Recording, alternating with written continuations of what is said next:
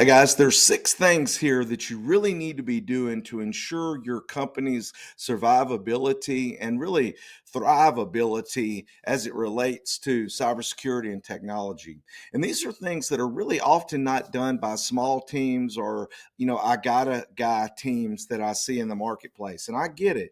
You fall in love with your IT guy because when there was a need, he came running and he got you back up and going. But really, when you look at it in the bigger picture, that problem probably should have been prevented or been able to handle in a much faster and more available way. So, but let me go over these 6 things here. Well, number one is really regular security audits and updates. Those should be happening in real time at this point. And most of the time, small teams don't have the tools or the knowledge of all the tools that are out there in order to put this in place. They call it endpoint detection and response. The average life that a bad guy lives on a network before he deletes the logs and encrypts everything is over 40 days currently.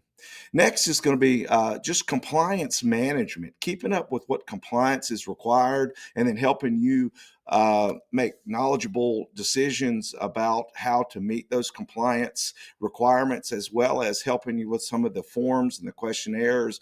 And oftentimes, you actually sign those to state that you have all those measures in place. They call it an attestation. That is the equivalent of putting your hand on the Bible and raising your right hand saying, hey, all these things we've done. And if you don't do them correctly, it could greatly limit the coverage that you have from insurance and from PCI insurance and things like that. Next is employee training, dark web scanning, cybersecurity training for your staff, phishing, simulated phishing things. That is really something you need to be doing in order to keep your end users with top of mind presence. That's where your greatest risk lives.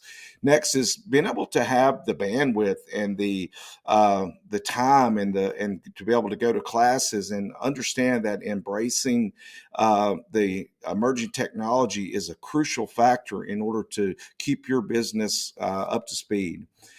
Technology business reviews and technology road mapping is another thing that's very important.